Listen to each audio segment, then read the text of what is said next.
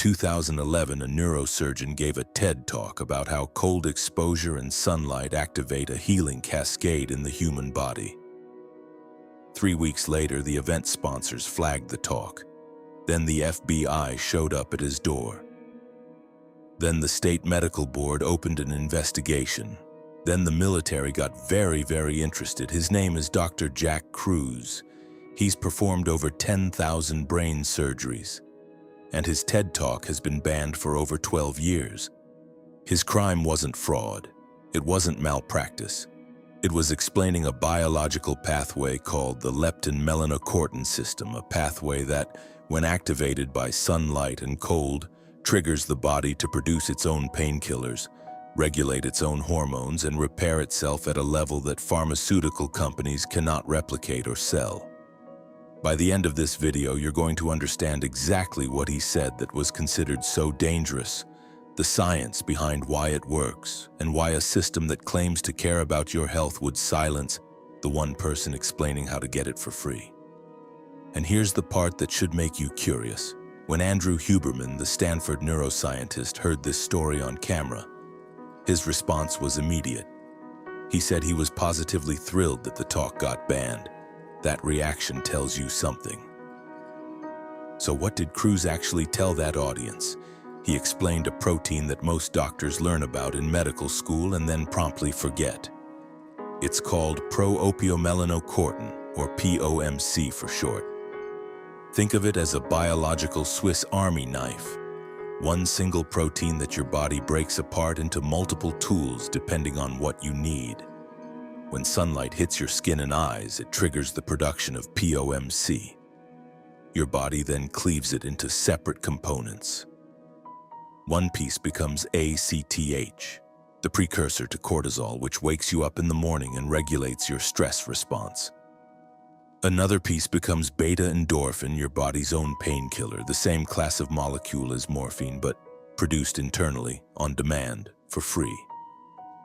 A third piece becomes alpha-MSH, which stimulates melanin production, the semiconductor that runs your body's internal light processing system. One protein, 3 critical outputs, all activated by sunlight. Now here's the part that matters. If your body can produce its own cortisol rhythm, its own painkillers, and its own melanin through sun exposure, then the need for synthetic cortisol prescriptions, opioid painkillers, and a massive chunk of the pharmaceutical supply chain starts to look very different. Kruse didn't just present theory, he presented his own results. He had been 360 pounds. His doctor told him to eat less and exercise more. He followed that advice and gained 30 more pounds. Then he discovered this pathway. In 11 months, he lost 133 pounds using the opposite of conventional advice. More fat, more protein, morning sunlight, and cold exposure. He was using this protocol on patients. And it was working. That's what he told the TED audience. And that's when things got uncomfortable for the people sponsoring the event. The TED event had pharmaceutical sponsors. Within 3 weeks of the talk, those sponsors raised concerns. The talk was pulled. And then the visits started. Kruse has spoken openly about this on multiple podcasts, including Rick Rubin's Tetragrammaton show with Huberman sitting right there. He said the FBI came to see him. State medical boards opened investigations. And then something unexpected happened. The military got interested. Not to shut him down, to learn more. And honestly, that makes sense. If you're running special operations units and someone tells you there's a way to dramatically increase human performance, reduce pain sensitivity, and accelerate recovery using only light and temperature, you don't suppress that, you study it.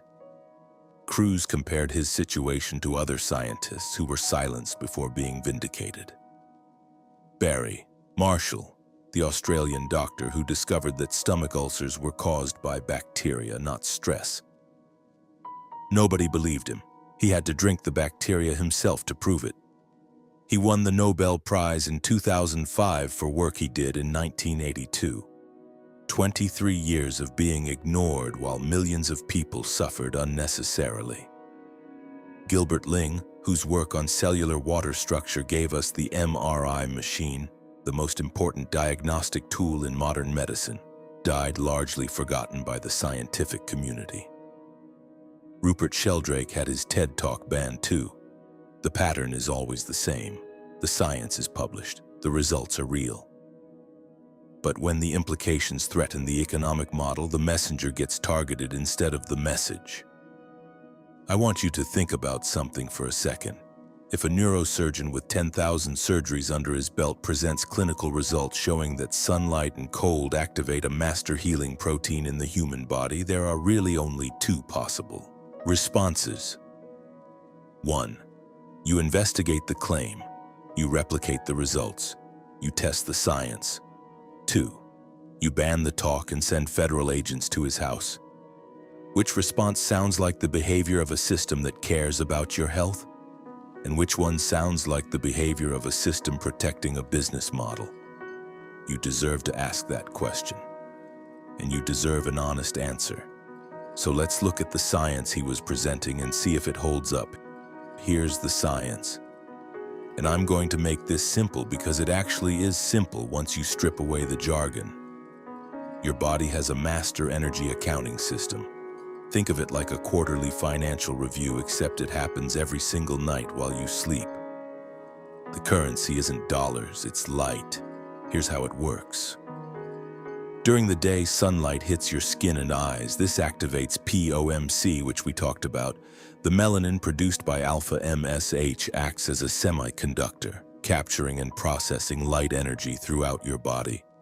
Your mitochondria, the power plants inside every cell, use this light to produce energy. At night, between roughly midnight and 2 in the morning, assuming your circadian rhythm is intact, your body releases leptin from your subcutaneous fat. Leptin travels to the hypothalamus, the control center in your brain, and populates something called the leptin-melanocortin pathway. This is the quarterly review. Leptin acts as a quantum accountant. It checks the energy balance of your entire system. How much light did you get today? How well are your mitochondria functioning? How much repair does your body need tonight? Based on that assessment, your body allocates resources. Growth hormone gets released for tissue repair. Prolactin handles immune function. Melatonin, which has been building since sunset, offloads its stored photonic energy to your semiconductive tissues to do deep cellular repair. This entire system runs on one input: light, specifically the right light at the right time.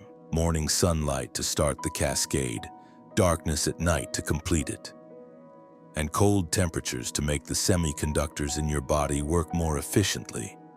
When Kruse figured this out, he didn't just lose weight, he started using it on patients. Chronic pain patients who had been on opioids for years, metabolic patients who had failed every diet, surgical patients who healed faster than anyone expected, and the results were consistent enough that he stood on a TED stage and said it publicly. Here's something you can hold on to. A real patient. A real result. An 80-year-old banjo player in Nashville came to Kruse in a wheelchair. Severe spinal stenosis, 5 levels of his spine pinching off the nerves. He needed a massive surgery that 99 out of 100 neurosurgeons would refuse to do on someone his age. But this man said his only reason to live was playing music. So Kruse made him a deal. 6 weeks before surgery, the patient followed a cold thermogenesis protocol and used infrared light therapy. The day of the operation, Kruse lost less than 50 cubic centimeters of blood during a 5-level spinal fusion. For context, that's almost nothing for that kind of surgery. The man walked out of the hospital, not in a wheelchair, on his feet. He played banjo on stage for 2.5 more years. During that surgery, Kruse did something else no other surgeon was doing. He placed ultraviolet A light directly on the exposed spinal cord tissue. The patient signed consent for it. The result was dramatically reduced swelling and almost no need for pain medication post-operatively. Ask any neurosurgeon what a 5-level fusion recovery looks like. It involves weeks of heavy opioid use. This patient barely needed any, because his body was producing its own beta-endorphin through an activated POMC pathway. Now let's talk about why this gets suppressed. And I want to be clear. This isn't conspiracy, it's economics. The global pharmaceutical market is worth over $1.4 trillion annually. The opioid market alone generates billions. The statin market, the antidepressant market, the sleep medication market. Every single one of these categories addresses a symptom that the leptin-melanocortin pathway regulates naturally when it's functioning correctly. Cortisol dysregulation, POMC, handles that through ACTH when you get morning sunlight. Chronic pain, beta-endorphin is your body's own opioid. Depression, the dopamine and melanin systems are directly linked through the same tyrosinase enzyme pathway. Sleep disorders, melatonin production is a light-driven process that requires 0 pills when your circadian rhythm is intact. You can't patent the sunrise. You can't sell a subscription to cold water. There is no recurring revenue model for a patient who goes outside in the morning and sleeps in a cool, dark room at night. Now, I'm not saying every pharmaceutical is unnecessary. That would be irresponsible. People in acute crisis need medical intervention. But the question Kruse raised, and the question that made powerful people uncomfortable, is this: how many of those prescriptions are treating symptoms that wouldn't exist if the underlying light and temperature inputs were correct? That question has a dollar value attached to it, and it's in the trillions. When Kruse told Huberman this on camera, Huberman didn't argue. He listened, and then he admitted something remarkable. He said that when you know better, you do better. Kruse's response was even more pointed. He said his real concern isn't Huberman's podcast audience. It's the medical students at Stanford who listen to Huberman. The next generation of doctors. Because if even one of those students takes this seriously, the ripple effects could change medicine. Here's something practical you can use right now. The next time you go to the doctor, pay attention to what they measure and what they don't. They'll check your cholesterol, your blood pressure, your blood sugar, your weight, maybe your thyroid, maybe your vitamin D with a blood draw. When was the last time any doctor asked you about your light exposure? Not whether you wear sunscreen, whether you see the sunrise, whether you spend time outside without sunglasses in the morning, whether the lighting in your home after sunset has any relationship to the solar spectrum your biology was built for. The single most important input to the system that produces every biomarker they're measuring is never asked about, never measured, and never treated. That's not an oversight, that's a blind spot built into the training itself. And it's exactly what Kruse was trying to fix when he stood on that TED stage. Now here's where the story takes an unexpected turn. While the medical establishment was trying to silence Kruse, the military was trying to learn from him. And this actually makes perfect sense when you think about it. The military doesn't care about protecting pharmaceutical revenue. They care about performance. If you can show a special operations commander that his operators can recover faster, tolerate more pain, and maintain cognitive function under extreme stress using light and cold protocols, he's not going to ask whether it threatens the business model of Pfizer. He's going to ask how fast he can implement it. Kruse has mentioned that communities within the defense world were very interested in his work. Not just the cold and light protocols, but the deeper implications for space biology and human performance in extreme environments. Think about what astronauts face. They're removed from natural sunlight. They're in a completely different electromagnetic environment. And they develop osteoporosis, muscle wasting, cognitive decline, and immune dysfunction. Every single one of those problems maps directly to the framework Kruse was presenting. Disrupted light input leads to disrupted mitochondrial function, which leads to systemic breakdown. The military understood something that the medical establishment refused to consider. This wasn't fringe science, it was applied physics that happened to have medical implications. And the implications were big enough that people with serious security clearances wanted to understand it.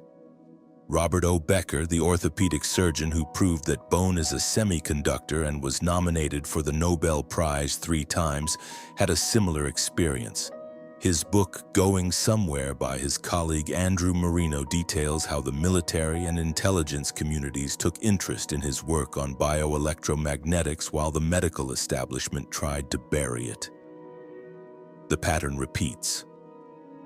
The science is real, the applications are powerful, and the people who benefit from the status quo would rather you never heard about it.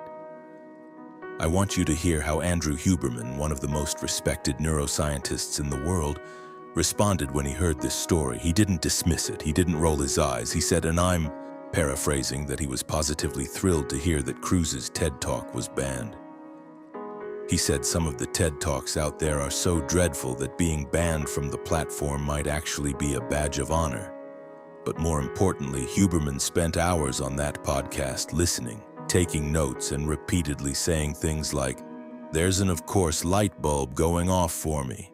He connected his own published research on cuttlefish, animals that display their brain activity as visible light across their skin, to the framework Kruse was describing.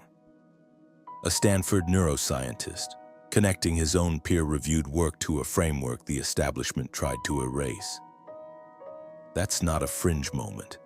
That's what scientific progress actually looks like when it's allowed to happen. So let's bring this home. What does the leptin-melanocortin pathway actually mean for your daily life?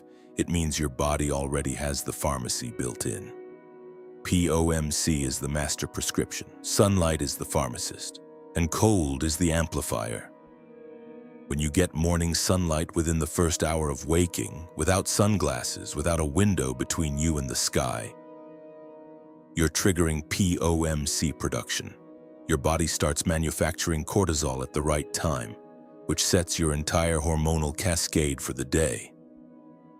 It starts producing beta-endorphin, which is why people who get morning sun consistently report less pain, better mood, and more resilience to stress.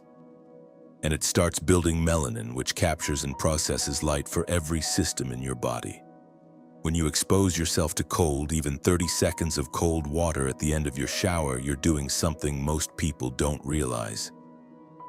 Cold makes your internal semiconductors work more efficiently. It's basic physics. Wideband semiconductors perform better at lower temperatures. This is the same principle that makes computer chips run better when they're cooled. Your body's proteins are semiconductors, and cold turns up their performance. When you avoid artificial light after sunset, you're allowing melatonin to build properly. Melatonin isn't just a sleep hormone, it's a repair molecule. It offloads stored photonic energy to your tissues during the deepest part of sleep, between midnight and 2 in the morning, to do cellular maintenance that can't happen any other way. Morning light, evening darkness, cold exposure. These 3 inputs activate a system that produces your own cortisol, your own painkillers, your own repair molecules, and the melanin semiconductor that makes it all work. This is what Kruse told that TED audience. This is what got his talk banned. And this is what you can start doing tonight. Here's what I want to leave you with. The question isn't whether Jack Kruse is right about everything. No single person has all the answers. The question is why the response to his TED Talk was suppression instead of investigation. If the science was wrong, it would have been easy to debunk. You run the studies, you show the data, you publish the rebuttal. That's how science is supposed to work.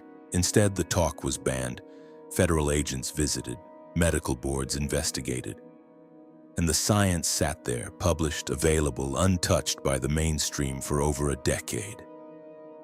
Meanwhile, the pathway he described, the leptin-melanocortin system, is in every medical textbook. POMC is well documented. The relationship between sunlight and cortisol, between light and melanin, between cold and mitochondrial function, none of this is hidden. It's just never connected into a single framework that shows you how to use it. And that's the part that threatens the system. Not the individual facts, the connection between them, because once you see that your body has a built-in healing cascade activated by free, universally available inputs, you stop being dependent on a system that profits from your confusion. You deserve to know this, not so you feel angry at the system, so you feel empowered to take your biology back. Because the moment you understand that sunlight, cold, and darkness are the three inputs your body has been waiting for, you become sovereign over your own health. That's not dangerous, that's freedom. So here's where we are. A neurosurgeon with 10,000 surgeries gave a TED Talk about how sunlight and cold activate your body's master healing protein. The talk was banned. The FBI visited.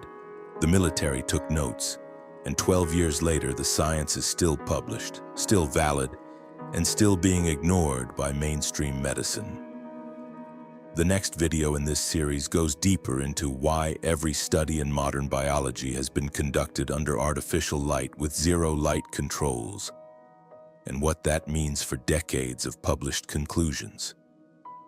It's the single biggest uncontrolled variable in science, and nobody's talking about it. Subscribe so you don't miss it, and check out the Jack vs. Huberman playlist for more deep dives on the topics they discussed.